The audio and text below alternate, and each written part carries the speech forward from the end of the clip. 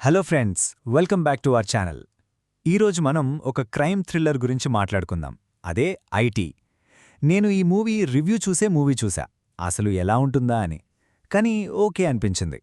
అయితే రీసెంట్గానే ఇది లయన్స్ గేట్ ప్లేలో తెలుగులో స్ట్రీమ్ అవుతోంది. డబ్బింగ్ క్వాలిటీ అయితే కొంచెం బాగానే అనిపించింది, కానీ అక్కడక్కడ దెబ్బేసింది. అయితే ఈ ఫ్యామిలీతో చూడొచ్చా అంటే వద్దనే చెప్తా ఫ్రెండ్స్. ఎందుకంటే ఇందులో కొంచెం న్యూడిటీ ఉంటుంది. ముఖ్యంగా హీరో కూతురికి సంబంధించిన ఒక సీన్ బ్యాక్ సైడ్ నుంచి చూపిస్తారు.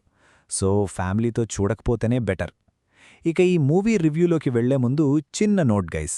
మనదసలే కొత్త ఛానల్, సో కొంచెం సబ్స్క్రైబ్ చేసి సపోర్ట్ ఇవ్వండి ఫ్రెండ్స్. మాక్కూడా మరిన్ని వీడియోస్ చేయడానికి ఒక మోటివేషన్లా ఉంటుంది. ఇక స్టోరీ విషయానికొస్తే ఇందులో మైక్ అనే ఒక ఏవియేషన్ కంపెనీ ఓనర్ ఉంటాడు. ఆయన ఇల్లంతా ఫుల్లీ లోడెడ్ అడ్వాన్స్డ్ స్మార్ట్ టెక్నాలజీతో రన్ అవుతూ ఉంటుంది. అయితే ఒకరోజు తన కంపెనీలో ఐటీ డిపార్ట్మెంట్లో పనిచేసే ఎడ్ అనే కుర్రాడు మైక్కి ఒక చిన్న టెక్నికల్ హెల్ప్ చేస్తాడు. ఆ పరిచయంతో మైక్ అతన్ని ఒక వీకెండ్ తన ఇంటికి పిలుస్తాడు. అక్కడే అసలు ప్రాబ్లం స్టార్ట్ అవుతుంది. ఎడ్ ఆ ఇంట్లో ఉన్న డివైసెస్ అన్నిటినీ హ్యాక్ చేసి మైక్ కూతురి ప్రైవేట్ వీడియో ఒకటి రికార్డ్ చేస్తాడు. దాన్ని ఇంటర్నెట్లో వైరల్ చేసి మైక్ని బ్లాక్మెయిల్ చేయడం మొదలుపెడతాడు. ఆ తర్వాత మైక్ తన ఫ్యామిలీని డిజిటల్ అటాక్ నుంచి ఎలా కాపాడుకున్నాడు అనేదే ఈ సినిమా ప్లాట్. లెంత్ కూడా పెద్దగా ఏం లేదు, జస్ట్ 1.5 అవర్లో అయిపోతుంది. నాకైతే ఈ జస్ట్ యావరేజ్ అనిపించింది ఫ్రెండ్స్. నిజానికి కాన్సెప్ట్ చాలా క్రేజీగా ఉంది. ఈ రోజుల్లో మన ప్రైవసీ అనేది ఎంత రిస్క్లో ఉందో, టెక్నాలజీని వాడుకొని మన లైఫ్ని ఎలా నాశనం చేయొచ్చు అనే పాయింట్ని స్టార్టింగ్లో చాలా బాగా ఎస్టాబ్లిష్ చేశారు. ఫస్ట్ హాఫ్ అన్ అవర్ వరకు స్టోరీ చాలా ఇంట్రెస్టింగ్గా ఎంగేజింగ్గా వెళ్తుంది.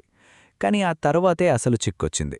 ఒక మంచి థీమ్ని తీసుకున్నారు గానీ దాని యొక్క పవర్ఫుల్ స్క్రిప్ట్గా మార్చడంలో టీం కొంచెం తదబడినట్టు అనిపించింది.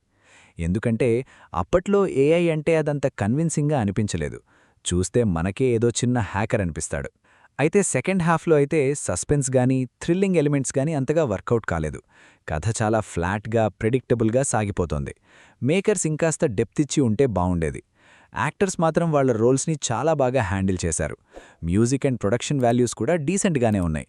సో ఫైనల్గా చెప్పాలంటే మీకు హ్యాకింగ్ జానర్ సినిమాలు ఇష్టమైతే టైంపాస్ కోసం ఒకసారి ట్రై చేయొచ్చు, లేదంటే వదిలేయటమే బెటర్ అని చెప్తా. అయితే నాకేదో ఒక్కసారి చూడొచ్చు అనిపించింది. మరి మీరు ఈ చూసారా లేదా కమెంట్ సెక్షన్లో చెప్పండి. ఒకవేళ ఈ స్ట్రీమ్ లింక్ కావాలంటే కమెంట్ చేయండి. నెక్స్ట్ వీడియోతో మళ్ళీ కలుద్దాం. Bye bye.